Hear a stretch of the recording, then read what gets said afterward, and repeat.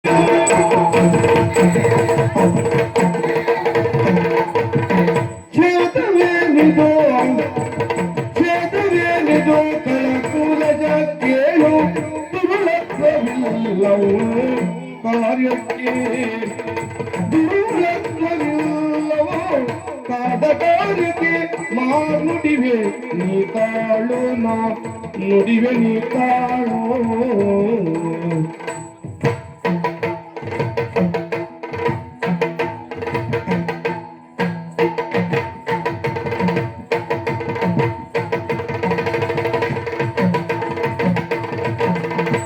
ದುರ್ಬಲೆ ದುಷ್ಟ ಬುದ್ಧಿಯ ಆದುರುಳಿ ದುಷ್ಟಾಂಡ ಬುದ್ಧಿಯ ಹಾದಿ ತುಳಿದಳು ಕಾದ ಕಾಮದ ಹಾದಿ ತುಳಿದಳು ಕಾದ ಕಾಮದವ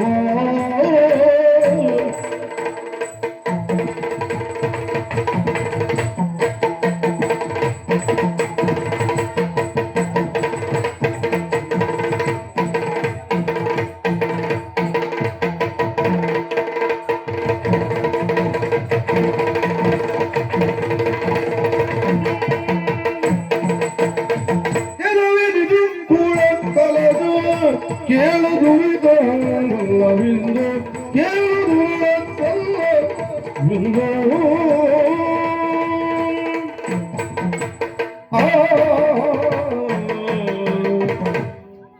ತರಣಿಸಿ ನನ್ನ ಪ್ರಶ್ನೆ ಜಿಜ್ಞಾಸೆ ಅಷ್ಟೇ. ಜಿಜ್ಞಾಸೆ ಗೊತ್ತಾಯ್ತು. ನಾವು ಆಡಿದ ಎಲ್ಲಾ ನುಡಿಗಳನ್ನ ಸನುಮತ ಎನ್ನುವುದಾಗಿ ಒಪ್ಪಿಕೊಳ್ಳುವವರಲ್ಲ. ಅದು ಗೊತ್ತು. ಹಾಡುತ್ತಾ ಇರುವಂತಹ ವ್ಯಕ್ತಿಯ ಹಾವಭಾವಂಗಗಳು, ಮುಖದಲ್ಲಿರುವಂತಹ ಚರ್ಯ ಚಟುವಟಿಕೆಗಳೆಲ್ಲವನ್ನ ಕೂಲಂಕುಷವಾಗಿಯೇ ಪರೀಕ್ಷಿಸುವ. ನಿನ್ನ ಮನಸ್ಸಿನಲ್ಲಿ ಯಾವ ರೀತಿಯ ಜಿಜ್ಞಾಸೆ ಉಂಟು ಅದನ್ನು ಯಥಾವತ್ತಾಗಿ ನೀ ಉಸುರಿದ್ದೀಯ ಎನ್ನುವುದು ಅರ್ಥ ಆಗಿದೆ. ಇದುವರೆಗೂ ಸುದೀರ್ಘ ದಿವಸಗಳ ಕಾಲ ಘೋರಮಯವಾದ ಸಂಗರವೆನ್ನುವುದು ಲಂಕಾ ಪಟ್ಟಣಕ್ಕೆ ಸಂಬಂಧಿಸಿದಂತಹ ಈ ರಣಧಾರುಣಿಯಲ್ಲಿ ಘಟಿಸಲ್ಪಟ್ಟಿದೆ. ಕೆಲವೊಂದಿಷ್ಟು ಮಂದಿ ಹಲವು ರೀತಿಯ ಪ್ರಶ್ನೆಗಳನ್ನು ಮುಂದಿರಿಸಿದ್ರು. ಸಮರಾಂಗಣದಲ್ಲಿ ಮಾತಿನ ಚಕಮಕಿ ಎನ್ನುವುದು ಸರ್ವೇ ಸಾಮಾನ್ಯ. ಎಲ್ಲವರು ಹೊಂದಿರುವಂತಹ ಜಿಜ್ಞಾಸೆಗೆ ಒಂದು ಸತ್ಯಾಂಶ ಪೂರಿತವಾದ ಉತ್ತರವನ್ನು ದಕ್ಕಿಸಿಕೊಳ್ಬೇಕು ಎನ್ನುವಂತಹ ಭಾವದಿಂದ ಪ್ರಶ್ನೆಯನ್ನ ಮಾಡಿದವರಲ್ಲ. ರಾಮಚಂದ್ರಮನನ್ನ ನುಡಿಗಳೆನ್ನುವಂತಹ ಕೂರಸಿಯಿಂದ ಖಂಡಿಸಬೇಕು ಎನ್ನುವಂತಹ ಒಂದು ಕುಮತಿತ್ವದ ಭಾವವನ್ನು ಹೊಂದಿಯೇ ಪ್ರಶ್ನಿಸಿದವು. ಆದ್ರೆ ನೀನ್ ಹಾಗಲ್ಲ. ನಿನ್ನ ವಯೋಮಾನಕ್ಕೆ ತಕ್ಕಂತೆ ನೋಡುವುದಕ್ಕೆ ಮಗುವಿನ ಹಾಗೆ ಕಾಣಿಸ್ತಾ ಇದೆ. ಸಹಜವಾಗಿ ವಸ್ತುನಿಷ್ಠ ವಿಚಾರವನ್ನು ಆಧರಿಸಿ ಹೇಳುವುದಾದ್ರೆ ರಾಕ್ಷಸ ಕುಲಾನ್ವಯಕ್ಕೆ ಸಂಬಂಧಿಸಿದಂತಹ ವ್ಯಕ್ತಿಯು ಸಣ್ಣವನಾಗಿದ್ರು ಅವನನ್ನ ಮಗು ಎನ್ನುವ ಹಾಗೆ ಕರೆಯುವ ಹಾಗಿಲ್ಲ. ಕಾರಣ ಹುಟ್ಟಿದ ಕ್ಷಣವೇ ಬೆಳೆಯುವಂತಹ ಒಂದು ಸಾಮರ್ಥ್ಯ ವಿಶೇಷತೆ ಅವರಿಗಿರ್ತದೆ. ಮಾತ್ರವಲ್ಲ ಕ್ರೋಧ, ತಾಪ, ಅಧರ್ಮವಂತಿಕೆ ಅವರ ಉಸಿರು. ಮಕ್ಕಳು ಹಾಗಲ್ವಲ್ಲ, ಮಕ್ಕಳು ದೇವರಿಗೆ ಸಮಾನ. ಆ ದೇವತ್ವವನ್ನ ಕಿರಿದು ಪರಿಮಾಣದಲ್ಲಿ ಯಾರು ನಿನ್ನಲ್ಲಿ ನಾ ಗುರುತಿಸಿದವ. ನಿನ್ನ ಮುಖದಂಚಿನಲ್ಲಿ ಹೊಮ್ಮುತ್ತಾ ಇರುವಂತಹ ನಗುವೆ ಅದು ಹೇಗೆ ನಿಷ್ಕಲ್ಮಶಮಯವಾದ ನಗು. ನಿನ್ನಲ್ಲೊಬ್ಬ ಮಗು ಇದ್ದಾನೆ ಎನ್ನುವುದನ್ನ ಸ್ಪಷ್ಟೀಕರಿಸ್ತಾ ಉಂಟು. ಹಾಗಾಗಿ ನೀ ಕೇಳಿದಂತಹ ಪ್ರಶ್ನೆಗೆ ಸರಳೀಕೃತವಾಗಿ ನಿನಗರ್ಥವಾಗುವ ರೀತಿಯಲ್ಲಿ ಉತ್ತರಿಸುವುದಕ್ಕೆ ಪ್ರಯತ್ನಿಸ್ತೇನೆ. ಎಲ್ಲಿಯಾದ್ರೂ ನಿನಗೆ ಸದುತ್ತರದಲ್ಲಿ ಜಿಜ್ಞಾಸೆಗಳು ಇನ್ನೂ ಒದಗಿ ಬಂದ್ರೆ ಮಧ್ಯಾಂತರದಲ್ಲಿ ಕೇಳಬಹುದು. ಖಂಡಿತ. ಪ್ರಥಮ ಹಂತದಲ್ಲಿ ನೀ ಕೇಳಿದ ಪ್ರಶ್ನೆ ಯಾವುದು? ಶೂರ್ಪನಖ ನಾಸ್ತಚ್ಛೇದ. ಯಾಕೆ ಮಾಡಿದ್ರಿ, ಯಾಕೆ ಮಾಡಿದಿ ಅಂತ ಕೇಳಿ. ತಪ್ಪಲ್ವೋ? ನಾವು ತಪ್ಪು ಸರಿಯೋ ನನಗೆ ಗೊತ್ತಿಲ್ಲ ಅಂತ ಕೇಳಿ. ಒಟ್ಟಿನಲ್ಲಿ ನಿನ್ನ ಜಿಜ್ಞಾಸೆ. ಹೌದು, ಅದು ತಪ್ಪುಂಟು ಸರಿ ಉಂಟು. ಆಗ್ಲಿ. ನಾ ಮಾಡಿರುವುದು ಸರಿ ಸರಿ, ಧರ್ಮ ಸನ್ಮತವಾಗಿಯೇ ಉಂಟು. ಅದು ಹೇಗೆ? ಶಾಸ್ತ್ರಕ್ಕೆ ಬಾಹಿರವಾದಂತಹ ಕೈಂಕರ್ಯವನ್ನು ನಾವು ವಿರಚಿಸಿದವನಲ್ಲ. ಪಂಚವಟಿಯಲ್ಲಿ ಪರ್ಣಕುಟೀರವನ್ನು ಸನಿರ್ಮಿಸಿಕೊಂಡು ನಾವಲ್ಲಿರುತ್ತಾ ಇರುವಂತಹ ಸಂದರ್ಭ ಅಲ್ಲಿಗೆ ಶೂರ್ಪನಖಾಳು ಬಂದಳಂತೆ. ಹೇಗೆ 16 ವರ್ಷದ ಹೆಣ್ಣ, ಸಂವತ್ಸರದ ಹೆಣ್ಣ ರೂಪವನ್ನ ಬರೆ ಮಾಡಿ. ಹೌದಪ್ಪ. ತನ್ನಲ್ಲಿರುವಂತಹ ಮಾಯಾವಿದ್ಯೆಯನ್ನಾಧರಿಸಿ ಕಡು ಚಲುವಿಕೆಯಾಗಿ ಅಲ್ಲಿಯವರೆಗೆ ಬಂದು ಬಂದು ಹಲವು ರೀತಿಯ ನುಡಿಗಳಿಂದ ನಮ್ಮನ್ನು ಪೀಡಿಸುವುದಕ್ಕೆ ಮುಂದಾದ ತನ್ನನ್ನು ವರಿಸಬೇಕು, ಮದುವೆಯಾಗಬೇಕು ಎನ್ನುವುದಾಗಿ. ಆದ್ರೆ ಅಲ್ಲಿ ಮಧ್ಯಂತರದಲ್ಲಿ ಕಿರಿದು ಪರಿಮಾಣದ ತಪ್ಪೆನ್ನುವುದು ನಮ್ಮಲ್ಲೂ ಇದ್ದಿತ್ತು. ನಾನೇ ಕೇಳುವುದಾ?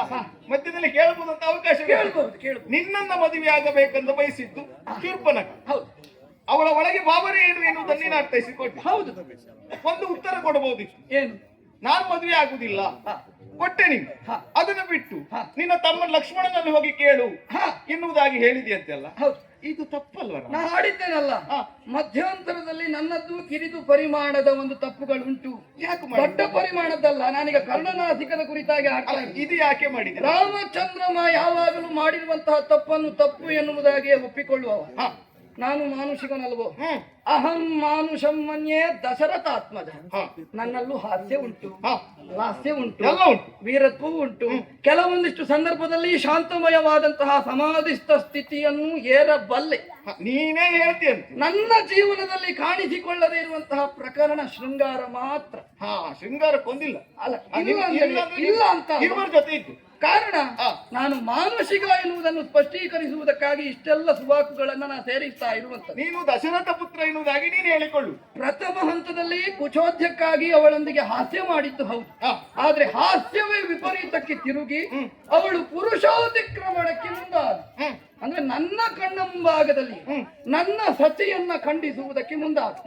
ಕ್ರುದ್ಧನಾದಂತಹ ನಾನು ಕರ್ಣನಾಸಿಕ ಛೇದನವನ್ನೇ ಏತಕ್ಕೆ ಮಾಡಿದೆ? ಯಾವಾಗಲೂ ಆರ್ಷೇಯ ಸಂಸ್ಕೃತಿಯ ಶಾಸನಾನ್ವಯಗಳನ್ನ ವ್ಯತಿರೇಕಿಸಿ ವ್ಯವಹರಿಸುವವನು ನಾನಲ್ಲ. ದಂಡ ಸಂಹಿತೆ ಏನು ಸಾರ್ತದೆ? ಏನು? ಹೆಣ್ಣಾದವಳು ಏನೇ ತಪ್ಪು ಮಾಡಿ ಅವಳು ಶಿಕ್ಷಾರ್ಹಳೇ ವಿನಃ ವದಾರ್ಹಳಲ್ಲ.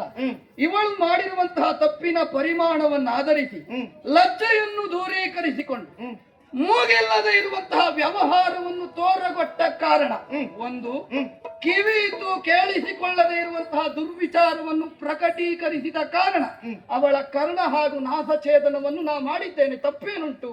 ಸರಿ, ಒಪ್ಪಿಕೊಳ್ಳು. ಪುರುಷಾತಿಕ್ರಮಣವನ್ನು ಅವಳು ಮಾಡಿ. ಹೌದು, ಲಜ್ಜೆಯನ್ನು ದೂರೀಕರಿಸಿ ನಾನು ಹಿಂದೆ ಬರ್ತೇನೆ.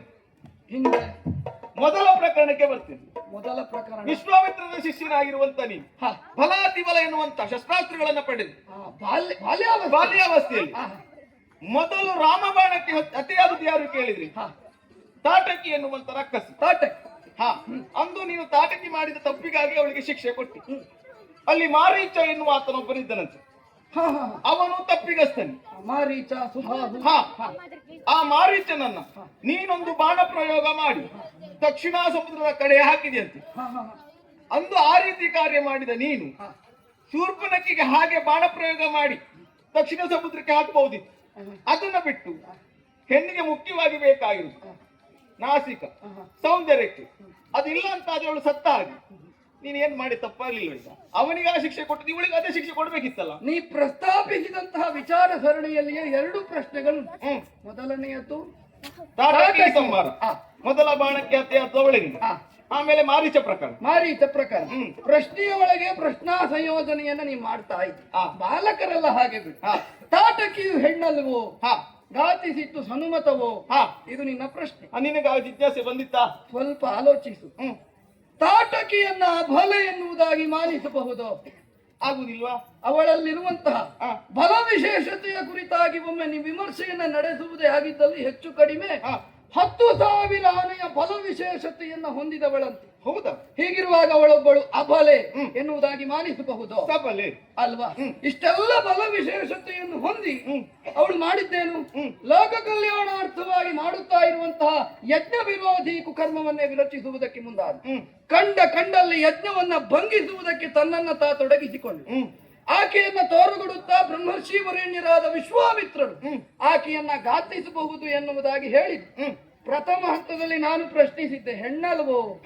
ಆವಾಗ ಅವರೊಂದು ಮಾತು ಹೇಳಿ, ನೋಡುವುದಕ್ಕೆ ಬಹಿರ್ಗತವಾಗಿ ಹೆಣ್ಣಾಗಿ ಕಂಡ್ರೆ ಸಾಕಾಗುವುದಿಲ್ಲ, ಮುಖ್ಯಮಯವಾಗಿ ಅವಳಲ್ಲಿ ತ್ಯಾಗ, ಕರುಣೆ, ಪ್ರೀತಿ, ಇನ್ನೂ ಮುಖ್ಯಮಯವಾಗಿ ಲಜ್ಜೆ ಇರಬೇಕು. ಶೂರ್ಪನಖ ಪ್ರಕರಣದಲ್ಲಿ ಒಂದು ರೀತಿಯ ಲಜ್ಜೆಯನ್ನು ನಾ ಕಂಡವ, ಆದ್ರೆ ಇವಳಲ್ಲಿ ಅದೂ ಇರಲಿಲ್ಲ. ಹಾಗಾಗಿ ಗುರುವಾಕ್ಯ ಅನುಲ್ಲಂಘನೀಯ ಎನ್ನುವುದಾಗಿ ಭಾವಿಸಿ ಅವಳನ್ನ ಕಡಿದು ಚೆಲ್ಲಿದ್ದೇನೆ. ಇನ್ನು ಮಾರೀಚನ ಪ್ರಕರಣ, ಅವನನ್ನ ಯೋಜನಾಂತರ ಪರ್ಯಂತರವಾಗಿರುವಂತಹ ದಕ್ಷಿಣ ತೀರದಲ್ಲಿ ಬೀಳುವಂತೆ ಮಾಡಿದೆ. ಅದೇ ರೀತಿಯಲ್ಲಿ ನನ್ನ ಅತ್ತೆಯವರನ್ನು ಮಾಡಬಹುದು. ಶೂರ್ಪನಕ್ಕೆ ಅವರನ್ನ ಮಾಡಬಹುದು, ನನ್ನ ಒಡತಿಯನ್ನು. ಒಳ್ಳೆಯ ತರ್ಕಬದ್ಧವಾದ ಪ್ರಶ್ನೆ ಅಲ್ಲ. ಹಾಗೆ ಮಾಡಿದ್ದು ಇಲ್ಲಿ ಹೀಗೆ ಮಾಡಬಹುದಲ್ಲ.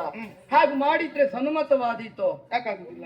ಈಗ ಮಾರೀಚ ನಾವಿರುವಲ್ಲಿಗೆ ಹೇಗೆ ಬಂದ? ಹೇಗೆ ಬಂದ? ವಿಪ್ರವರೇಣ್ಯನ ರೂಪದಲ್ಲಿ ಬಂದ, ಬ್ರಾಹ್ಮಣ ರೂಪದಲ್ಲಿ ಬಂದ. ಮಾಡಿರುವುದು ವೇಷ ಎನ್ನುವುದಾಗಿ ಗೊತ್ತಿದ್ರು ಕೂಡ ಬ್ರಾಹ್ಮಣ್ಯತ್ವದಲ್ಲಿಯೂ ಆ ಕುಲದ ವಿಶೇಷತೆಯಲ್ಲಿಯೂ ಅಮಿತಮಯವಾದ ಆಸ್ತೇಯವನ್ನು ಭಕ್ತಿಭಾವವನ್ನು ಹೊಂದಿರುವ ಕಾರಣದಿಂದ ಮೊದಲೇ ಭೀತಿಗೊಳಗಾದಂತಹ ಈತನಿಂದ ಇನ್ನೂ ಹೆಚ್ಚಿನ ಕುಕರ್ಮವು ನಡೆಯುವುದಕ್ಕೆ ಸಾಧ್ಯ ಇಲ್ಲ ಎನ್ನುವುದಾಗಿ ಭಾವಿಸಿ ಅವ ಹೊಂದಿದಂತಹ ಬ್ರಾಹ್ಮಣತ್ವದ ವೇಷಕ್ಕೆ ಬೆಲೆಯನ್ನು ಕೊಟ್ಟು ದಕ್ಷಿಣ ತೀರದಲ್ಲಿ ನಾ ಬೀಳುವಂತೆ ಮಾಡಿದೆ. ಇದಕ್ಕೆ ಸ್ಪಷ್ಟವಾಯಿತಲ್ಲ. ಶೂರ್ಪನಖಳನ್ನು ಯಾಕೆ ಹಾಗೆ ಮಾಡಲಿಲ್ಲ ನೋಡು. ಮೊದಲೇ ಕಾಮವೆನ್ನುವಂತಹ ಪಿತ್ತವನ್ನ ನೆತ್ತಿಯೆಲ್ಲಡರಿಸಿಕೊಂಡವಳು. ಕಾಮ ಕ್ರೋಧೋಭಿಜಾಯತೆ. ಕಾಮವು ತಪ್ಪಿ ಹೋದ್ರೆ ಎಣಿಕೆ ಮಾಡಿಕೊಂಡಂತಹ ಕಾಮಕಾಂಕ್ಷೆಯು ಸಾಫಲ್ಯವನ್ನು ಕಂಡುಕೊಳ್ಳದೇ ಇದ್ರೆ ಏನಾಗ್ತದೆ? ಈವಾಗಲೇ ಅವಳ ಕಾಂಕ್ಷೆ ಕೆಡಲ್ಪಟ್ಟಿದೆ.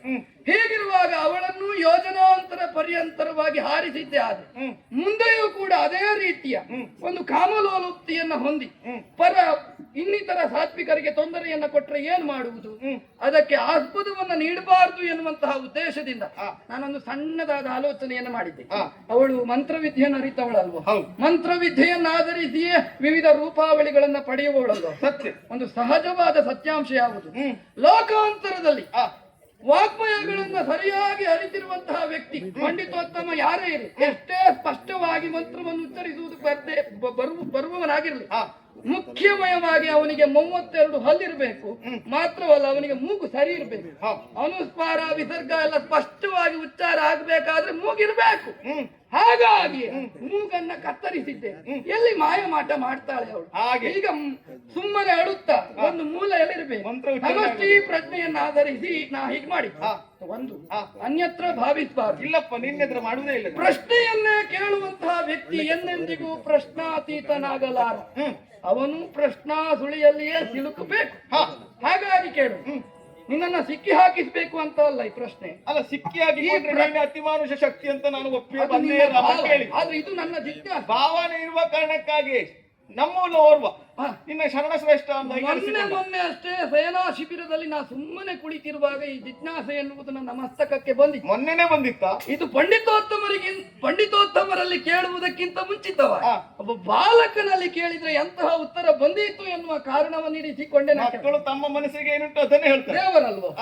ಈಗ ಶೂರ್ಪನಖ ಪ್ರಕರಣವನ್ನು ನೀ ಮುಂದಿರಿಸಿತ್ತು.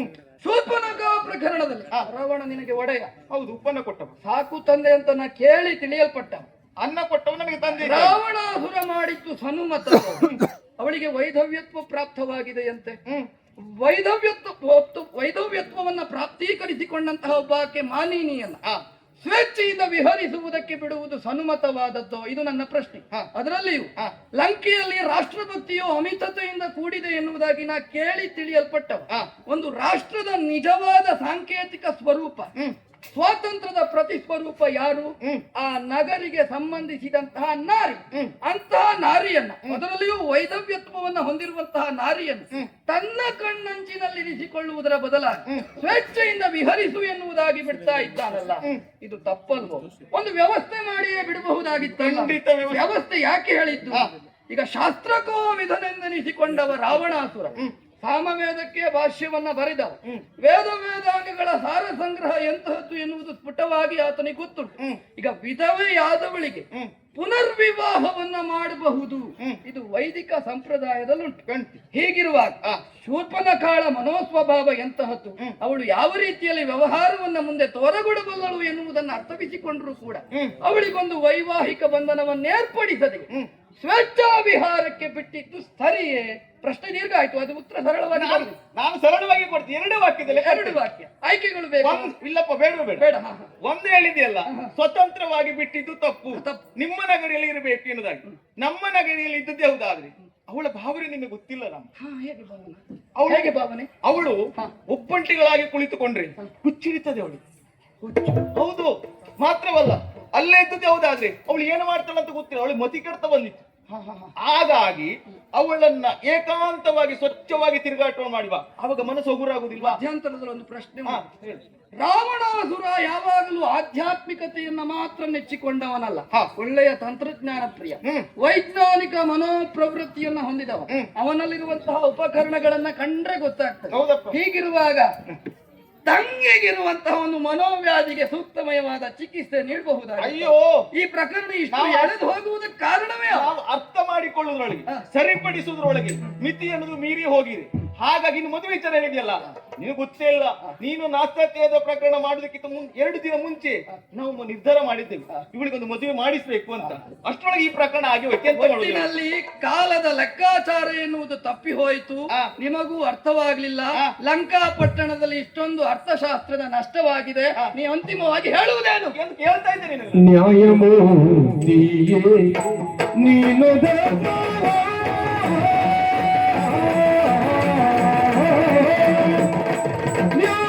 ನ್ಯಾಯಮೂರ್ತಿ ನೀನು ಕಾಯುವುದಕ್ಕೆ ಭಗವಿ ಗಂಗೆಯ ಕಾಯುವುದಕ್ಕೆ ಭಗವಿ ಗಂಗೆಯ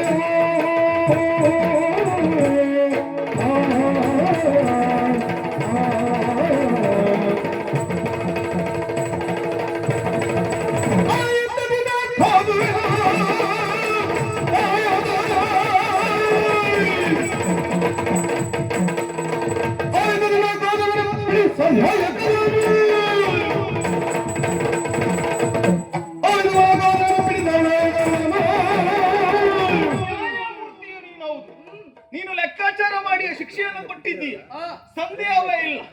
ನಾನು ಯಾಕೆ ಪ್ರಶ್ನೆಯನ್ನ ಕೇಳಿದೆ? ಲೋಕಮುಖದಲ್ಲಿ ನಾಳೆ ಇವರೆಲ್ಲ ಪ್ರಶ್ನೆ ಮಾಡಬಾರದು.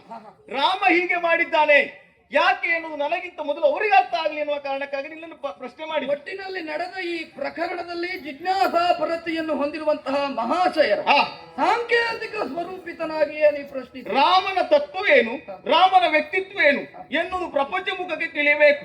ಮಾತ್ರವೇ ಅಲ್ಲ, ನಾ ತಿಳಿದಿದ್ದೇನೆ ರಾಮ ನೀ ಹುಟ್ಟುಗಿಂತ ಮುಂಚಿತವಾಗಿ ನಿನ್ನ ನಾಮೋಚ್ಚರಣೆ ಆಗಿದೆ ಎನ್ನುವುದನ್ನ ತಿಳಿದಿದ್ದೇನೆ.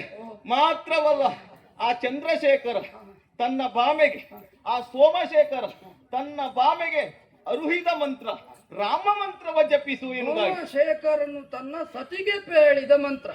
ನೀನು ಅದನ್ನ ನನ್ನಲ್ಲಿ ಆರೋಪಿಸ್ತಾ ಇದ್ದ. ಆ ಆರೋಪಿ ಅಲ್ಲ, ಅವಲ್ಲಿ ಹೇಳ್ತಾ ಇದ್ದ. ಆವತ್ತೇ ಉಂಟಂತೆ ರಾಮನು ನಾನೇ ಎನ್ನುವುದಾಗಿ. ರಾಮ ಎನ್ನುವನು ಹುಟ್ಟಿ ಬರ್ತಾನೆ ಪ್ರಪಂಚ ಮುಖದಲ್ಲಿ. ನಾ ಭಾಷಿಸಿದ್ದೇನು? ಪ್ರತಿಯೊಬ್ಬರ ರಕ್ಕಮಲದಲ್ಲಿ ಸ್ಥಿತವಾದಂತಹ ಚೇತನಾ ಸ್ವರೂಪಿತವಾದ ದೇದೀಪ್ತತೆಗೆ ಅದುವೇ ಆತ್ಮಾಭಿರಾಮ ಎನ್ನುವುದಾಗಿ. ಹೌದಾ? ಎಣಿಕೆ ಮಾಡಿದ್ದು ನಿನ್ನ ನೆಲೆಯಲ್ಲಿ ನೀನು ಆಲೋಚನೆ ಮಾಡಿದ್ರೆ ರಾಮ ನಿನ್ನೆದುರು ನಾನು ಇಷ್ಟೊತ್ತು ಯಾಕೆ ನಿಂತಿದ್ದೇನೆ, ನಾನೇನನ್ನ ಬಯಸ್ತಾ ಇದ್ದೇನೆ ಎನ್ನುವುದು ನೀನು ಅರ್ಥೈಸಿಕೊಂಡಿದ್ದೀಯ. ನೀನು ಅರ್ಥೈಸಿಕೊಂಡಿ ಅಂತ ಆದ್ರೆ ನಾನು ಮಾತಾಡಿ ಪ್ರಯೋಜನ ಇಲ್ಲ. ಬಾಣ ಮುಖದಲ್ಲಿ ನಾ ತೋರಿಸುವ ಶೌರ್ಯವ ನನಗೇನು ಬೇಕು ಅದನ್ನು ಕೊಡು. ನೀನು ಬೆಳೆಯುವ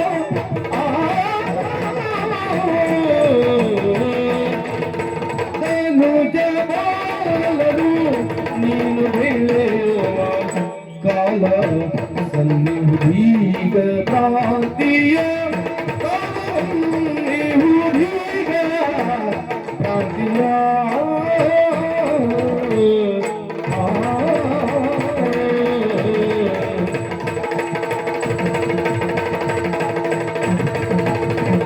ತಾಳದೀರು ಹತನಾಗಿ ಹೋಗಿಯ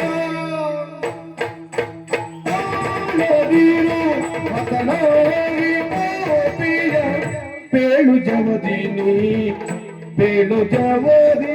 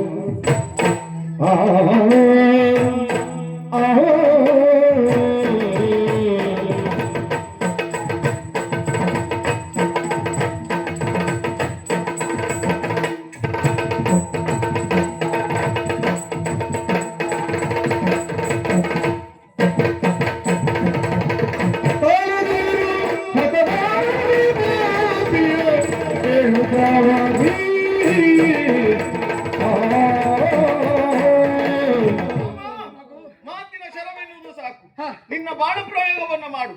ಅಂಬ ನಸುವುದಕ್ಕೆ ನಾನು ಸಿದ್ಧನಿದ್ದೇನೆ. ನಮ್ಮವರು ಕೆಲವು ಮಂದಿ ಏನನ್ನ ಬಯಸಿದ್ರು ಅದನ್ನು ನೀನು ಕೊಟ್ಟು ಈಗಾಗಲೇ ಕಳಿಸಿದ್ದೀಯ. ನಾನು ಅದನ್ನೇ ಬಯಸ್ತೇನೆ, ಕೊಡು ರಾಮ. ಇಷ್ಟು ಬೇಗ ಸಾಕು ಸಾಕು ಅಂತ ಹೇಳುವುದಾ? ನನಗೂ ಬೇಕು ಬೇಕು ಎಂದನಿಸ್ತಾವ. ನನಗೂ ಬೇಕು ಬೇಕು ಯಾವುದು? ಈ ಅವನಿಯಲ್ಲಿ ನೀ ಇರಬೇಕು. ಇಂತಹ ಪ್ರತಿಭಾಸು ಸಂಪತ್ತಿಯನ್ನು ಹೊಂದಿರುವಂತಹ ನೀನು ನಿನ್ನ ಹೆಸರಿಗೆ ತಕ್ಕಂತೆ ಈಗ ಒಂದು ಸದ್ದು ಆಯಿತಲ್ಲ, ಅದೇ ರೀತಿಯಲ್ಲಿ ಸದ್ದನ್ನು ಮಾಡುತ್ತಾ ವಿಜೃಂಭಿಸ್ತಾ ಇರಬೇಕು ಎನ್ನುವುದು ನನ್ನ ಸಕಾಂಕ್ಷೆ. ಅದು ಸದ್ದು ಮಾಡಿ ಮಾಯ ಆಗಬೇಕು. ಕಿರಿದಾದ ಈ ಜೀವಾಕೃತಿಯನ್ನು ಹೊಂದಿರುವಂತಹ ನೀನು ದೊಡ್ಡದಾದ ಕಾಂಕ್ಷೆಯನ್ನೇ ಹೊಂದಿದ್ದಿ. ನಿನಗೆ ಬೇಕಾದದ್ದು ಯಾವುದು? ಕೊನೆಯಲ್ಲಿ ಏನು ಕೊಡ್ತೀಯ ಅದನ್ನೇ. ಮೋಕ್ಷದ ಐಸಿ ನಾನು ಕೊಡುವುದು. ಕೊಡ್ಬೇಕು. ನಾ ಮೊದಲೇ ಹೇಳಿದ್ದೇನೆ, ನಿನ್ನ ಭಾವನೆ ಎನ್ನುವುದು ದೊಡ್ಡದು. ಆದ್ರೆ ಅಷ್ಟು ಸುಲಭದಲ್ಲಿ ಮೋಕ್ಷವನ್ನು ದಕ್ಕಿಸಿಕೊಳ್ಳುವುದಕ್ಕೆ ಸಾಧ್ಯ ಇಲ್ಲ. ಪ್ರಯತ್ನ ಮಾಡಬಹುದು. ನೋಡು, ಮೋಕ್ಷವನ್ನು ಹೊಂದುವುದಕ್ಕೆ ಅದೆಷ್ಟೋ ಸಾಧಕರು ಹಲವಷ್ಟು ಪ್ರಯತ್ನಗಳನ್ನ ಮಾಡಿ ಅಂತಿಮವಾಗಿ ಸಾಫಲ್ಯತೆಯನ್ನು ಕಂಡುಕೊಳ್ಳುವುದಕ್ಕೆ ಸಾಧ್ಯವಾಗಲಿ ಸುಮ್ಮನೆ ಕಾಲಕ್ಷೇಪವನ್ನ ಮಾಡುತ್ತಾ ಇರುವ ಪ್ರಕರಣಗಳನ್ನೇ ನಾವು ಕಂಡಿದ್ದೇವೆ. ಒಬ್ಬ ವ್ಯಕ್ತಿ ಬದುಕಿನಲ್ಲಿ ಪುಣ್ಯ ವಿಶೇಷತೆಯನ್ನು ಹೊಂದಿದ್ರು ಅವನಿಗೆ ಮೋಕ್ಷ ಸಿಗುವುದಿಲ್ಲ. ಫಲಿತವನ್ನು ಹೊಂದುವುದಕ್ಕೆ ಪುನಃ ಹುಟ್ಟಬೇಕು. ಮೋಕ್ಷ ಬೇಕಾದ್ರೆ ಅವ ಪುಣ್ಯ ಪಾಪಗಳಿಂದ ದೂರೀಕೃತನಾಗಿ ನಿರ್ಲಿಪ್ತಮಯವಾದ ಜೀವನವನ್ನ ಸಾಗಿಸಬೇಕು. ಹೇಗೆ? ಅಹಂ ಸಹ ಅಂದ್ರೆ ನಾನು ಕೂಡ ಅದೇ ಎನ್ನುವಂತಹ ಭಾವವನ್ನು ಹೊಂದಬೇಕು. ಅದನ್ನು ಹೊಂದಬೇಕಾದ್ರೆ ಮೊದಲು ಯಾವುದು ಸಾಕಾಗಬೇಕು? ನಾನು ಎನ್ನುವಂತಹ ಭಾವವು ಸಾಕಾಗಬೇಕು. ನಿನ್ನೆದುರು ನಾನು ಎನ್ನುವ ಭಾವನೆಯನ್ನು ಬಿಡಬೇಕು. ನಾನೆನ್ನುವುದನ್ನು ಬಿಟ್ಟೆ ಮುಂದುವರಿತೇನೆ.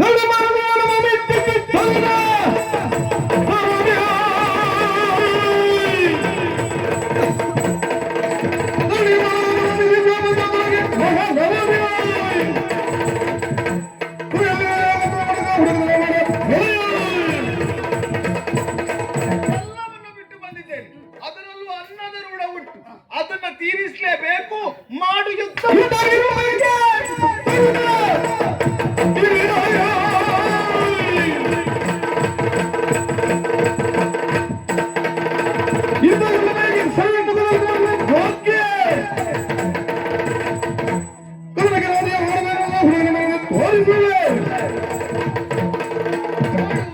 ಹಠ ಎನ್ನುವುದು ಬದುಕಿನಲ್ಲಿ ಒಳ್ಳೆತಲ್ಲ.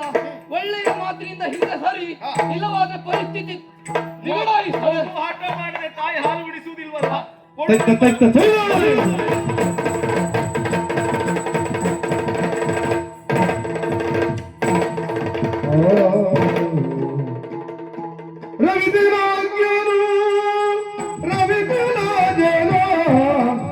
ಸಮರ ವಿಧಾತದಿ ತೋಷಿಸುತ್ತಾಗ ಜವರಿ ದಣಿದುತ್ತ ಜವಗುಂದುತ್ತ ನಿಜವು ನೀಡಿದ ಕ್ಷಣ ಚಿಂತಿಸಿದ. ನಿನ್ನೊಂದಿಗೆ ಮಾರ್ಗದಲ್ಲಿ ಯುದ್ಧವನ್ನ ಮಾಡುವುದಕ್ಕೆ ಮುಂದಾದ ನಾನು ಎಷ್ಟೇ ಬಾಣ ಪ್ರಯೋಗವನ್ನು ಮಾಡಿದ್ರು ನೀನು ಅದನ್ನ ಖಂಡಿಸ್ತಿದ್ದೀಯ ಬಿಟ್ರೆ ಪ್ರತಿಯಾಗಿ ನೀ ನನಗೆ ಬಾಣವನ್ನ ಬಿಡುವುದಿಲ್ಲ. ನಾನು ಬಂದಾಗ ನೀನಾಡಿದೆ, ಇವನು ಮಗುವಿನ ಹಾಗೆ ಕಾಣಿಸ್ತಾ ಇದ್ದಾನೇನು. ನಿನ್ನೊಳಗೆ ತಾಯ್ತನ ಜಾಗೃತವಾದ ಕಾರಣಕ್ಕಾಗಿ ಈ ಮಗುವನ್ನ ಉಳಿಸುವ ಪ್ರಯತ್ನವನ್ನು ನೀನು ಮಾಡ್ತಾ ಇದ್ದೀಯ. ಅರ್ಥ ಆಯ್ತು ರಾಮ, ಅರ್ಥ ಆಯ್ತು. ನೀನೊಂದು ಬಾಣವನ್ನ ಪ್ರಯೋಗ ಮಾಡಿದೆ ಅಂತ ಆದ್ರೆ ಈ ಭೂಮಿಯ ಋಣವೆನ್ನುವುದು ನನ್ನ ಪಾಲಿಗೆ ತೀರಿತು ಎನ್ನುವುದರಲ್ಲಿ ಸಂದೇಹವೇ ಇಲ್ಲ. ಇನ್ನು ಯಾಕೆ ನಾಟಕ ಮಾಡ್ತಾ ಇದ್ದೀಯ ರಾಮ? ನಾನು ಏನಂದುಕೊಂಡಿದ್ದನು ಅದುವೇ ಸಾಯುಜ್ಯ ಪದವಿ. ವೈಕುಂಠಾಧಿಪತಿಯಾಗಿ ಬಂದವ ನೀನು, ನಿನ್ನ ಬಳಿಗೆ ನನ್ನನ್ನು ಕರೆಸಿಕೊಳ್ಳುವುದಿಲ್ವ? ನೀನು ಕರೆಸಿಕೊಳ್ಳುವುದಿಲ್ಲ ಅಂತ ಆದ್ರೆ ಹೇಗೆ ಕರೆಸಿಕೊಳ್ಬೇಕು ಎನ್ನುವುದು ನನಗೆ ಗೊತ್ತುಂಟು.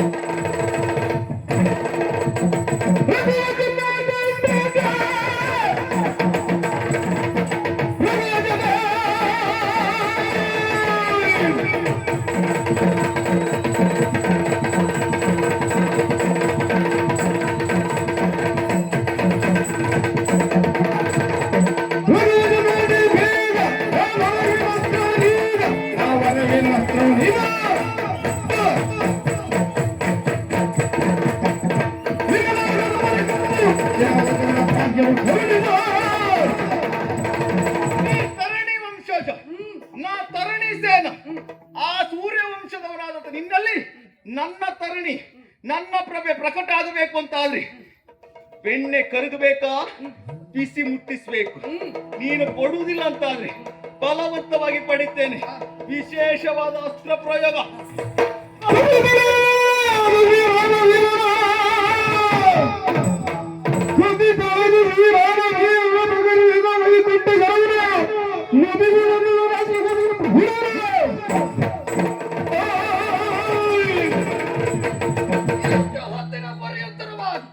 ಸಾತ್ವಿಕಮಯವಾದಂತಹ ವಿಚಾರ ಸೂಕ್ತಿಯನ್ನು ಆಧರಿಸಿ ಸಾಧುರಾಗನೆಂದಲೇ ಸಂಭಾಷಣೆಯನ್ನ ಮಾಡಿದ ಕಾರಣ ನೀನು ಮಗು ಎನ್ನುವಂತಹ ವಿಚಾರವನ್ನೇ ಮುಂದಿರಿಸಿಕೊಂಡು ಸಾರಿ ಕೊಂದರೆ ತಪ್ಪಿಲ್ಲ ಎನ್ನುವುದಾಗಿ ಇಷ್ಟು ಎಳೆದೆ ನೀ ಎಳೆಯವ ಎನ್ನುವ ಕಾರಣದಿಂದ ಆದ್ರೆ ಕಾಲಕ್ಷೇಪಿಸುತ್ತಾ ಇರುವಂತೆಯೇ ಮಗುವಿನಲ್ಲಿಯೋ ರಾಕ್ಷಸತ್ವವನ್ನು ನಾ ಕಾಣ್ತಾ ಇದ್ದೇನೆ. ಕಾರಣ ನೀನೇ ಪ್ರಕಟಿಸಿದ್ದು. ಏನು ಬ್ರಹ್ಮಾಸ್ತ್ರವನ್ನು ಪ್ರಯೋಗ ಮಾಡಿದ್ದೇನೆ. ನಿಯಮ ವಿಶೇಷತೆಯನ್ನೇ ನೀ ಬಹಿರ್ಗರಿಸಿದ್ದಿ, ಬಹಿರ್ಗತವಾದ ವ್ಯವಹಾರವನ್ನ ಮಾಡ್ತಾ ಇದ್ದಿ. ಹಾಗಾಗಿ ನಿನ್ನ ಶರಕ್ಕೆ ಪ್ರತಿಯಾಗಿ ನಿಶ್ಚಿತ ಶರವನ್ನ ನಿನ್ನ ಪ್ರಯೋಗಕ್ಕೆ ಸರಿಯಾಗಿ ಬ್ರಹ್ಮಾಸ್ತ್ರ ಪ್ರಯೋಗವಾಗಿದೆ. ಈಗ ಈ ತರಣಿ ಸೇನ ಪ್ರಸಂಗ ಮುಗಿಸೋದಕ್ಕೆ ಈಗ ಅವಕಾಶ ಮಾಡಿ ಕೊಡ್ತಾ ಇದೆಯಲ್ಲ, ನಿರೀಕ್ಷೆ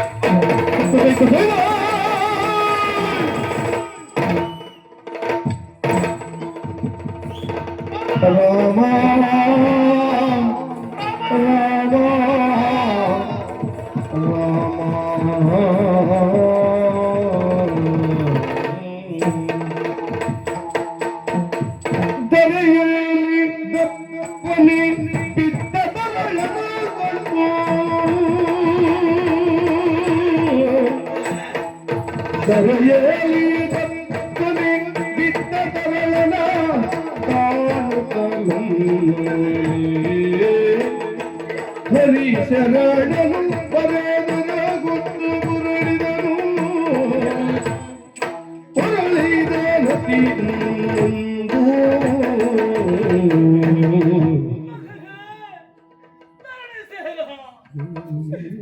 ಮುಂಡದಿಂದ ಬೇಹರಾದಂತಹ ರುಂಡ ಹರಿಯುತ್ತಿರುವಂತಹ ಬಿಸಿ ನೆತ್ತರು ನನ್ನನ್ನು ಅಡಗಿಸುತ್ತಾ ಇದೆ ಕನ್ನ. ನಾನು ಏಕಾಂತದಲ್ಲಿ ಕುಳಿತಾಗ ಓಡೋಡಿ ಬಂದು ನನ್ನ ತೊಡೆಯನ್ನೇರಿ ಅಪ್ಪ ನನ್ನನ್ನು ಹರಸು ಎಂದಾಗ ನಿನ್ನ ತಲೆಯನ್ನ ದೇವರಿಸಿ ಚಿರಂಜೀವಿ ಹಾಗೂ ಕನ್ನ ಅಂತ ಹರಸುತ್ತಾ ಇದ್ದವ ನಾನು ಇದ್ದು ನಿನ್ನ ಮರಣಕ್ಕೆ ಪರೋಕ್ಷವಾಗಿ ನಾನೇ ಕಾರಣೀಕರ್ತನಾದ ಮಗನೇ, ನಾನೇ ಕಾರಣನಾದೆ. ಮಗನೇ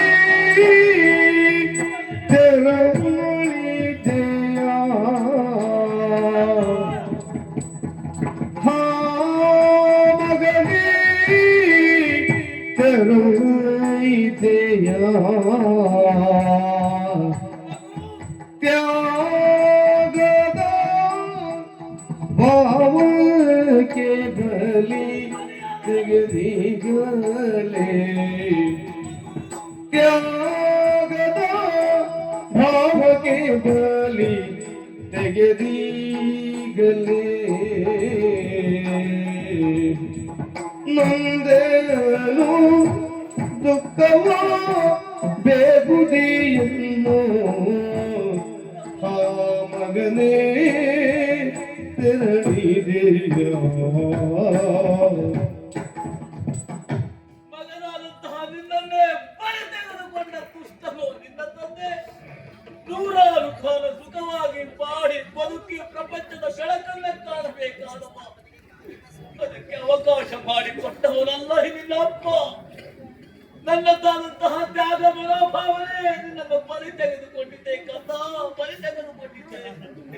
ನಿರಂತರವಾದಂತಹ ಪುತ್ರ ಶೋಕ ಎನ್ನುವಂತ ತಳ್ಳೂರಿಗೆ ನನ್ನನ್ನು ನೂಕಿ ಹೋದೆ ಮಗನೇ. ಗಂಡನನ್ನು ಕಳೆದುಕೊಂಡಂತಹ ಹೆಣ್ಣು ಒಂದು ವರ್ಷದಲ್ಲಿ ಆ ದುಃಖವನ್ನು ಮರೆಯುತ್ತಾಳೆ. ಅದೇ ಹೆಂಡತಿಯನ್ನು ಕಳೆದುಕೊಂಡ ಗಂಡ ಕೆಲವೇ ತಿಂಗಳಲ್ಲಿ ಆ ದುಃಖವನ್ನು ಮರೆಯುತ್ತಾನೆ. ಬಂಧು ಬಾಂಧವರನ್ನು ಕಳೆದುಕೊಂಡವರು ಕೆಲವೇ ದಿನಗಳಲ್ಲಿ ಆ ದುಃಖವನ್ನು ಮರೆಯುತ್ತಾರಂತೆ. ಅಂದರೆ ಪುತ್ರ ಶೋಕ ನಿರಂತರ ಮಗನೇ. ಪ್ರತಿದಿನ ಉಣ್ಣುವಾಗ ನನ್ನ ಮಗನಿಗೆ ಒಂದು ತುತ್ತು ಉಳಿಸಿದ್ರೆ ಸಂತೋಷ, ಆಮೇಲೆ ನಾನು ಊಟ ಮಾಡಬಹುದಿತ್ತು. ಎಲ್ಲ ತಂದೆ ಅದನ್ನು ಬಿಟ್ಟು ಮತ್ತೆ ಏನನ್ನ ಯೋಚಿಸ್ತಾರೆ ಯಾಚಿಸ್ತಾರೆ ಹೇಳು ನನ್ನ. ನಿನ್ನ ತಪ್ಪನೆ ಪಡೆದುಕೊಂಡೆ, ನನ್ನನ್ನು ಕ್ಷಮಿಸಬೇಡ. ನಾನು ಪಾಪಿ, ನಾನು ಪಾಪಿ. ಅರಿವಿನ ಜವನಿಗೆ ದೊರೆಯುತ್ತ ತಗಳ ದೇಹಲಿ ಬೀದಿಯಳು ತಲತಿ ಬರುವುದಿಪ್ಪ ಶರಣ ಕಂಡು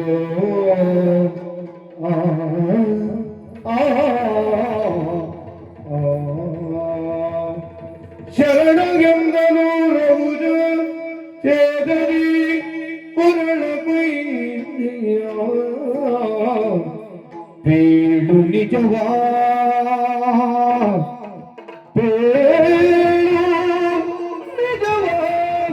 ನಿಜವನು ಬರಿದೇಹುದಿಯಾಡುತ್ತ ದ್ರೋಹವ ಬಗೆಯ ಬೇಡಂದ ರಾಮ ನುಡಿದಿದನು. ವಿಭೀಷಣ,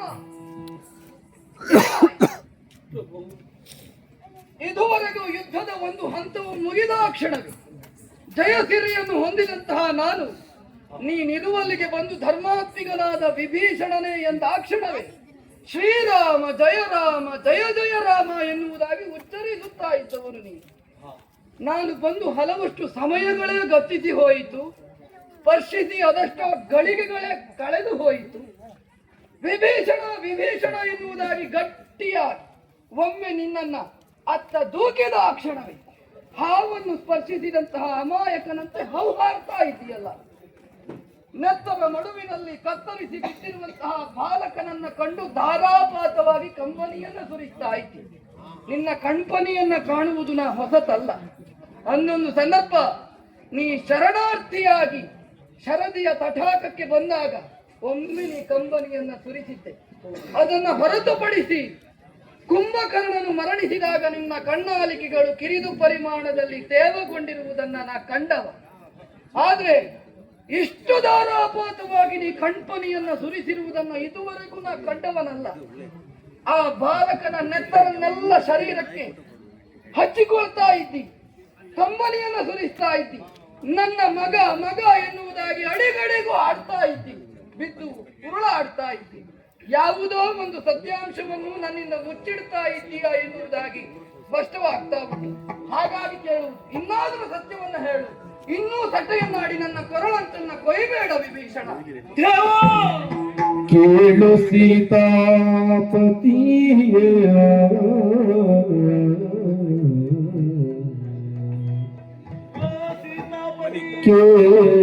ಕೇಳು ಸೀತಾಪತಿಯ ಲೋಕದ ಏಳಿಗೆಯ ಬಯಸಿರ್ಪ ನಿನ್ನ ಲೋಕದ ಏಳಿಗೆಯ ಬಯಸಿರ್ಪ ನಿನ್ನಯ ನಿನ್ನಯ ಬಾಳಿಗಡ್ಡಿಯ ಮಾಡಲಾರೆ ನಿನ್ನೂತ ನಿನ್ನಯ ಬಾಳಿಗಡ್ಡಿಯ ಮಾಡಲಾರೆ ನಿನ್ನೂತ ಚಲಗೈದೆ ನಾ ಚಲಗೈದೆ ಬಾಲ ನನಗಿವ ತರಣಿ ಸೋಮನು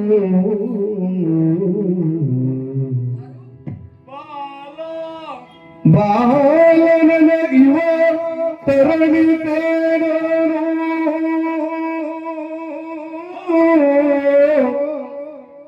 ಕಾಲದಲ್ಲಿ ಬಂದಿರನು ಸತ್ಯವ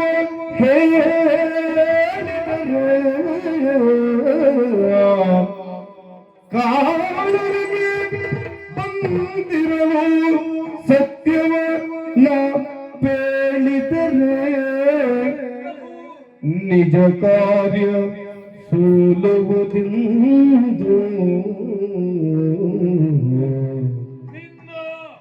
ನಿಜ ಕಾರ್ಯ ಸೋಲುವುದೆಂದು ಹುಸಿ ನುಡಿದರೆ ರಾಮ ಕುಸಿನುದೈದೆ ಕೇಳು ಸೀತಾಪತಿಯ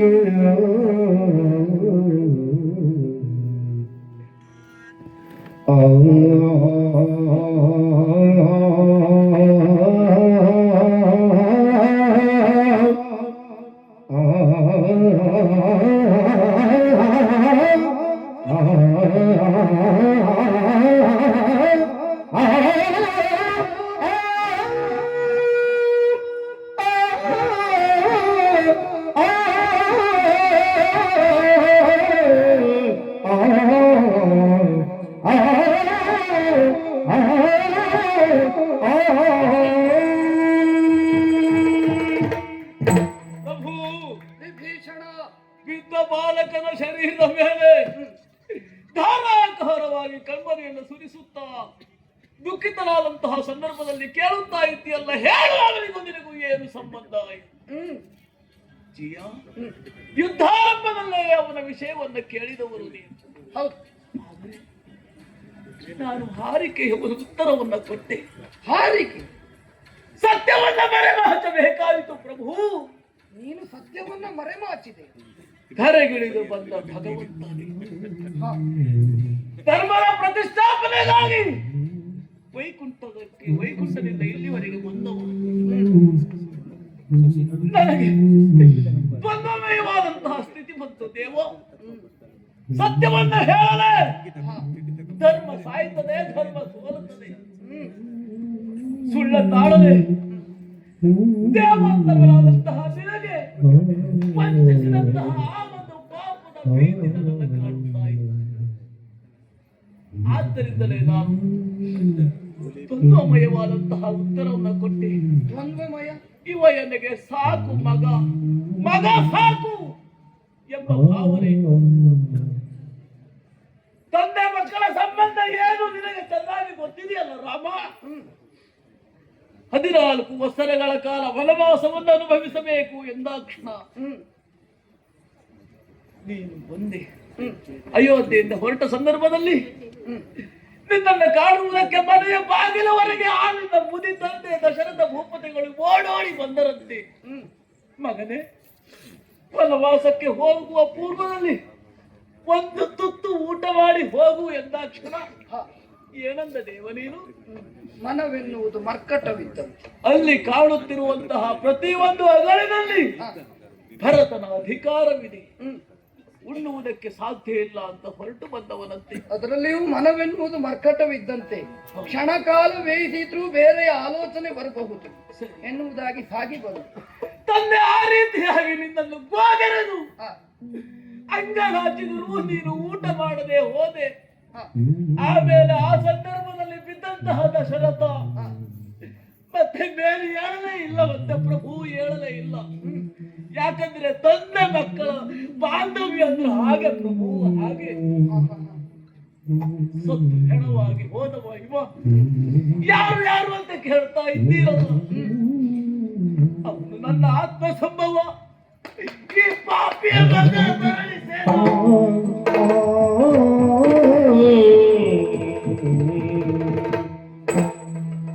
ಏನಗಸಗಿದ ಶರಣ ಹೀನನಾದೆನು ನಾನು,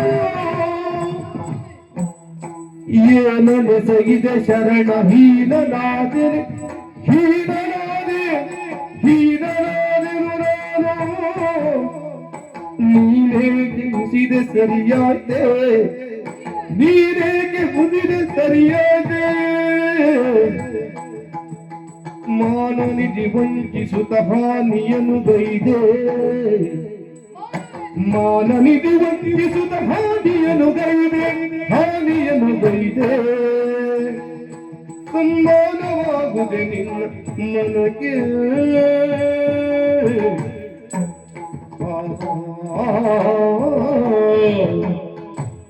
ಧರ್ಮಾತ್ಮಿಕನಾದಂತಹ ವಿಭೀಷಣನೇ, ದೇವರ ದೇವನೇ, ಎಂತಹ ಕರ್ಣ ಕಠೋರಮಯವಾದಂತಹ ಸತ್ಯಾಂಶದ ನುಡಿಗಳನ್ನೇ ನೀವು ಉಸುರಿ ಬಿಟ್ಟೆ. ಕ್ಷಣಕಾಲಗಳ ಪರ್ಯಂತರವಾಗಿ ನನ್ನ ಉಸಿರು ಕೂಡ ಅಡರುವಂತೆ ನೀನಾಡಿದಂತಹ ಮಾತುಗಳನ್ನು ಆಲಿಸಿದ ಕ್ಷಣ ಅಂಬರದ ಪಥವೇ ಕುಸಿದು ನನ್ನ ಶಿರೋಜದ ಮೇಲೆ ಬಿದ್ದಂತಹ ಪ್ರಘಾತವಾಗುತ್ತಾವು.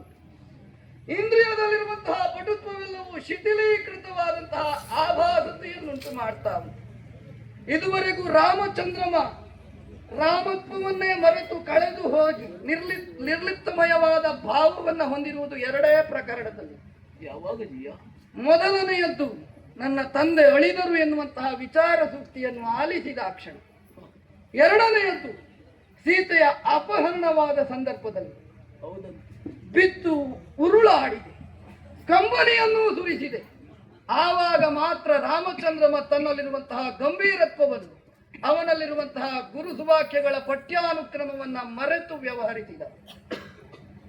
ರಾಮಚಂದ್ರಮನ ನುಡಿಗಳು ಎಷ್ಟು ನಿಷಿದ್ಧತೆಯಿಂದ ಕೂಡಿರ್ತದೆ ಎನ್ನುವುದು ನಿನಗೆ ಗೊತ್ತು ತಾನೆ. ಏಕ ಶರ, ಏಕ ಸತಿ, ಏಕ ವಚನ ಎನ್ನುವಂತಹ ತತ್ವಾದರ್ಶಕ್ಕೆ ಕಟಿಬದ್ಧನಾದ ರಾಮಚಂದ್ರಮ ಪ್ರತಿಯೊಂದು ನುಡಿಗಳಿಗೂ ಸ್ಪಷ್ಟವಾಗಿ ಕ್ಷಿಪ್ರಗತಿಯಲ್ಲಿಯೇ ಸ್ಪಂದಿಸುವವ. ಆದರೆ ಇಂದು ಪ್ರಪ್ರಥಮವೋ ಎಂಬಂತೆಗೆ ನಿನ್ನ ನುಡಿಗಳಿಗೆ ನಾನು ನಿರುತ್ತರನಾಗಿ ಬಿಟ್ಟೆನಯ್ಯ.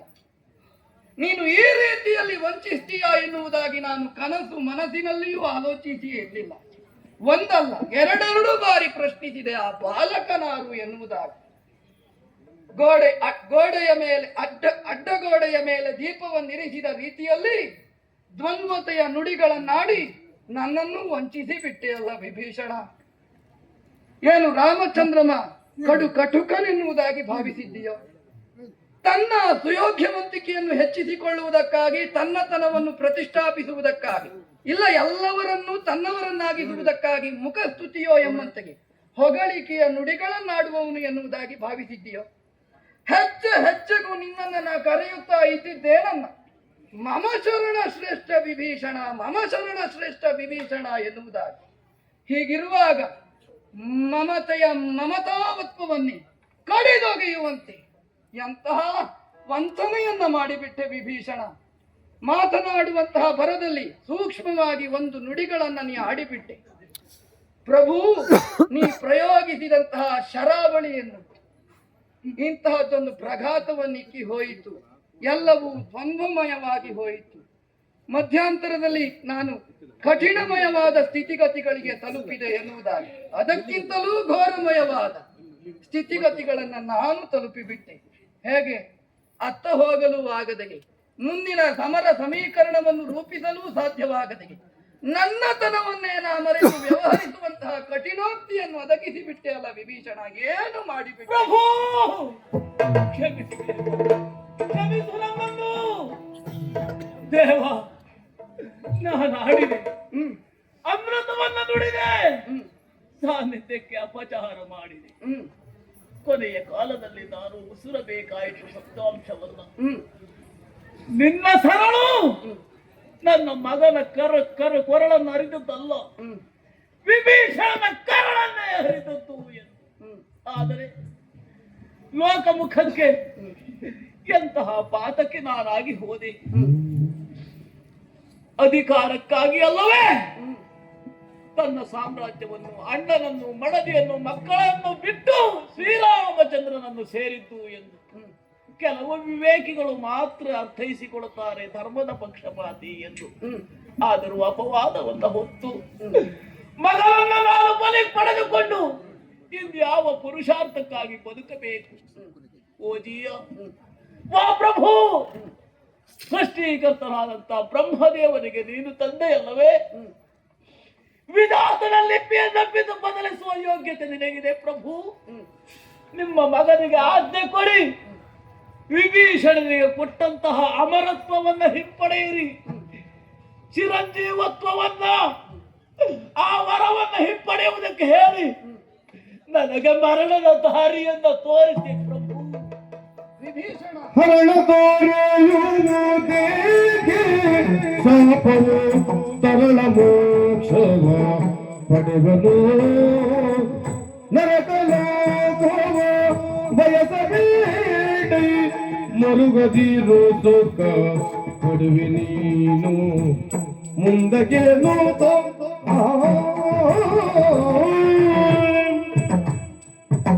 ಧರ್ಮಾತ್ಮಿಕನಾದಂತಹ ವಿಭೀಷಣನೇ ಒಟ್ಟಿನಲ್ಲಿ ಕ್ಷಣ ಕ್ಷಣಕ್ಕೂ ನುಡಿಗಳೆನ್ನುವಂತಹ ಕೂರಸಿಯಿಂದ ನನ್ನನ್ನ ಇರಿಯಬೇಕು ಎನ್ನುವಂತಹ ಹವಣಿಕೆಯನ್ನು ಹೊಂದಿದ್ದೀಯ. ಏನು ಮಾಡುವುದು? ಆಡಿದ ನುಡಿಯನ್ನೇ ಪುನಃ ಉಚ್ಚರಿಸ್ತಾ ಇದ್ದೇನೆ ಎನ್ನುವುದಾಗಿ ಅನ್ಯತ್ರ ಭಾವಿಸಬಾರದು. ಮನಸ್ಸಿನಲ್ಲಿರುವಂತಹ ವಿಚಾರ ಸೂಕ್ತಿಯನ್ನು ಮರೆಮಾಚದೆಯ ಆಡುವಂತಹ ಮನೋಸ್ವಭಾವವೆನ್ನುವುದು ನನ್ನದು. ನೀ ಆಡಿದೆ, ನೀನು ಪ್ರಯೋಗಿಸಿದಂತಹ ನಿಶಿತಮಯವಾದ ಶರವೆನ್ನುವುದು ನನ್ನ ಪುತ್ರನ ಕೊರಳನ್ನರಿಯಲಿಲ್ಲ, ನಿನ್ನ ಕರಳನ್ನ ಖಂಡಿಸಿತು ಎಂದು. ಹೌದು ಪ್ರಭು, ನೀ ಬೇಸರಿಸಿದ್ರು ಒಟ್ಟಿಲ್ಲ. ಆದ್ರೆ ಒಂದು ಮಾತನ್ನ ಹೇಳ್ತೇನೆ, ವಂಚಿಸಿ ನಡೆದ ಘಟನಾನುಕ್ರಮದ ಅಂತಿಮ ಫಲಸಂಚಯನ ಏನಾಯಿತು ಬಲ್ಲಯ್ಯ? ಪ್ರಯೋಗಿಸಿದ ಶರಾವಳಿಯು ಖಂಡಿಸಿರುವುದು ನನ್ನ ಕೊರಳನ್ನು. ಕಾರಣ ಮಮ ಶರಣ ಶ್ರೇಷ್ಠನೆಂದೆನಿಸಿಕೊಂಡಿರುವಂತಹ ನಿನಗಿಂತಹ ಪ್ರಘಾತವನ್ನಿಕ್ಕಿ ಬಿಟ್ಟೇನಲ್ಲ. ಆದ್ರೂ ನನ್ನ ಇತಿಹಾಸಾನುಕ್ರಮವನ್ನೇ ನೀ ಮರುಕಳಿಸಿದ್ದಿ. ಹೇಗೆ? ಭಾವಬಂಧುರತೆಯನ್ನಾಧರಿಸಿದಂತಹ ತಂದೆ, ಸಹೋದರಿಯ, ತಾಯಿ ಎನ್ನುವಂತಹ ಬಂಧನಗಳಿಗಿಂತಲೂ ಕುಲಾನ್ವಯದಲ್ಲಿ ಪ್ರತಿಷ್ಠಾಪಿತವಾದಂತಹ ಸತ್ಯ, ಧರ್ಮ, ನ್ಯಾಯ, ನೀತಿ ಮುಖ್ಯಮಯವಾದಂತಹ ಬಂಧುತ್ವ ಎನ್ನುವುದಾಗಿ ನಾನೆಚ್ಚಿಕೊಂಡು ಸಾರಿ ಬಂದವ. ಹಾಗಾಗಿಯೇ ಲೋಕವು ಲೋಕಾಭಿರಾಮ ಎನ್ನುವುದಾಗಿ ನನ್ನನ್ನು ಗುರುತಿಸಿ. ಈಗ ನೀ ಮಾಡಿರುವಂತಹ ಗುಣವಿಶೇಷತೆಯು ಅದೇ. ಮಗನು ಎನ್ನುವಂತಹ ಭಾವವಿದ್ರೂ ಕೂಡ ಅವ ದುಷ್ಟಾತ್ಮಿಕ ಎನ್ನುವುದು ಅರ್ಥವಾದ ಆ ಕ್ಷಣವೇ ನಿನ್ನ ಮಗತ್ವವನ್ನ, ಪಿತೃವಂತಿಕೆಯನ್ನು ಧರ್ಮ ಸೂಚ್ಯಂಕದಲ್ಲಿ ನೀ ಕಂಡೆ, ಅದನ್ನೇ ನೆಚ್ಚಿಕೊಂಡೆ. ಮತ್ತೆ ಮರಣವನ್ನೇ ನೀ ಕಾಂಕ್ಷಿಸ್ತಾ ಇದ್ದಿ. ನಿನ್ನಂತಹ ಧರ್ಮಾತ್ಮಿಗನು ಮರಣಿಸುವುದು ಸೂಕ್ತವೋ? ಸನುಮತವಾದುದಲ್ಲ. ನಾನು ಗುರುವರೆಣ್ಯರಾದಂತಹ ವಸಿಷ್ಠರಲ್ಲಿ ಒಂದು ಪ್ರಶ್ನೆಯನ್ನಿರಿಸಿದ್ದೆ. ಬಾಲ್ಯಾವಸ್ಥೆಯಲ್ಲಿರುವಂತಹ ಸಂದರ್ಭ, ರಾಮನೆನ್ನುವಂತಹ ಸುನಾಮವನ್ನು ನನಗಿರಿಸಿದ್ರಿ, ಕಾರಣವೇನು ಎನ್ನುವುದಾಗಿ. ಆಗ ಅವರೊಂದು ಮಾತನ್ನ ಹೇಳಿದರು, ರಮೋ ರಮಂತೆ, ಅಂದ್ರೆ ರಾಮ ಎಂದ್ರೆ ಮುನಿ ವಿವೇಕ, ಮುನಿ ಮಾನಸ ಹಂಸ ಎನ್ನುವುದಾಗಿ. ಮುನಿ ವಿವೇಕವೇನು? ತಾನು ಸಂಕಟವನ್ನು ಅನುಭವಿಸಿದ್ರೂ ಪರವಾಗಿಲ್ಲ, ಲೋಕವು ಕಲ್ಯಾಣವನ್ನ ಕಾಣಬೇಕು ಎನ್ನುವುದಾಗಿ. ಸತ್ಯವಾಗಿ ಹೇಳಲು ಸತ್ಯಲೋಕಾಧಿಪತಿಯು ಕೊಟ್ಟಂತಹ ವರ ವಿಶೇಷತೆ ಇಂದು ಸಾರ್ಥಕ್ಯವಾಯಿತು. ನೀನು ದಿಟವಾಗಿಯೂ ರಾಮತ್ವವನ್ನು ಇಲ್ಲಿ ಪ್ರಕಟೀಕರಿಸಿದ್ದಿ. ಅಂದ್ರೆ ಲೋಕ ಕಲ್ಯಾಣಾರ್ಥವಾಗಿ ಮಗನನ್ನೇ ದೂರೀಕರಿಸಿಕೊಳ್ಳುವುದಕ್ಕೆ ಮುಂದಾದ. ಹಾಗಾಗಿ ಧರ್ಮದ ಸುರಾಗವೆನ್ನುವುದು ಅವನಿಯಲ್ಲಿ ಹರಿಬೇಕಾದ. ಸೂರ್ಯ ಚಂದ್ರರಿರುವವರೆಗೂ ನೀವು ಉಳಿಬೇಕು. ನಿನ್ನ ಪುತ್ರನಿಗೆ ಉನ್ನತೀಯವಾದಂತಹ ಪಾರಮಾರ್ಥಿಕ ಗತಿಯು ಪ್ರಾಪ್ತವಾಗಲಿ ಎನ್ನುವುದಾಗಿ ಶ್ರೀದೇವಿಯಲ್ಲಿ ನಾ ಪ್ರಾರ್ಥಿಸ್ತೇನೆ. ನೀನು ಸೇನಾ ಶಿಬಿರವನ್ನು ಸೇರಿ